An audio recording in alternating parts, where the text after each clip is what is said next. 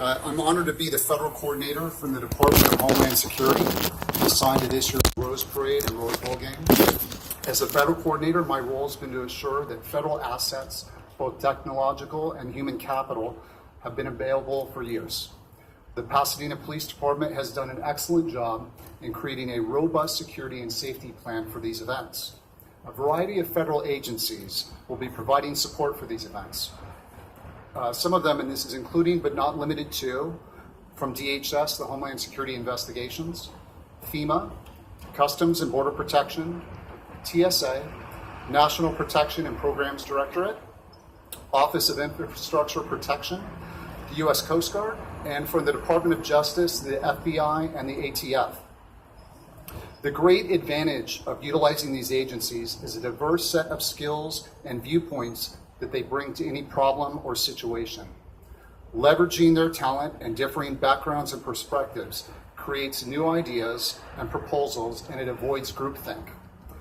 The Pasadena Police Department has a thorough plan to leverage these federal assets. It sort of reminds me of a large puzzle. When you first see it, you have all these individual pieces that when you look at them, they may not amount to much, but somehow you put them together in just the right way, and you have this amazing picture that develops.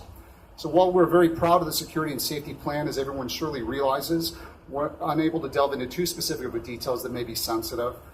For example, the head coach is not going to open up the playbook and say, here's what I'm going to run, this is the order I'm going to do it. But that doesn't mean that the plan's not a great one, and that's the case here. And not to overwhelm with sports analogies, but since they've permeated our culture, I would say when we look at this, if the head coach calls a play, 1 year and it works, and they say, great, we're going to do a 10-yard out for the wide receiver, first down. Let's call it again. Let's call it again. Let's do it 6 times. What happens? It doesn't work. People adapt. We know this. We will look at this when we look at the plan, and so every year they're going to make changes. I've been very proud of Pasadena and the team for looking at that and taking a fresh perspective on what they're going to do. I also want to tie in very quickly what Chief Williams said and what Chief Perez will talk about. See something, say something. We all know that.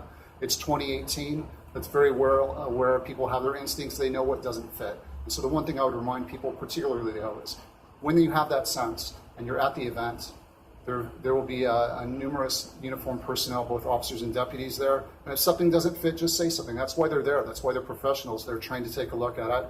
And so I would hope that that happens, and we'll have sort of force multiplier, if you will. People can enjoy that. So on behalf of the federal agencies involved in these events, I'd like to thank the Pasadena Police and Fire Departments for their tremendous partnerships.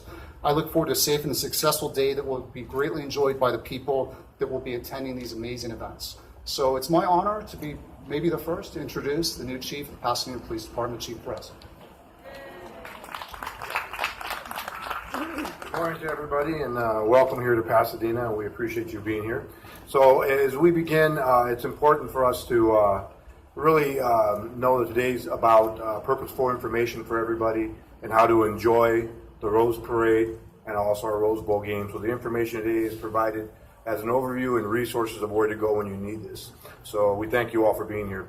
As I begin, it's important for us to make sure everybody visits the websites for the Tournament of Roses, the City of Pasadena, as well as the Pasadena Police Department and the Rose Bowl. There's important information of do's and don'ts, and it's great when we actually go through our process of planning out our trips and knowing where to go and what to do and knowing what the rules are going to be for us. It's a better way to enjoy an environment when we get there. So we want to make sure that we do that. We also appreciate our local, state, and federal partners who are here. These efforts are really a year-round effort. It's not a holiday season when we begin to update, provide, or improve and enhance our security and safety strategies. It is something we do year-round with our partners in the region, as well as other states and visiting other venues. So we take it very seriously, and we make sure that everybody's going to enjoy the event. So with that, we also want to make sure that everybody understands that safety and security is just not public safety, law enforcement, and others' responsibility. It is everybody's responsibility when you come in.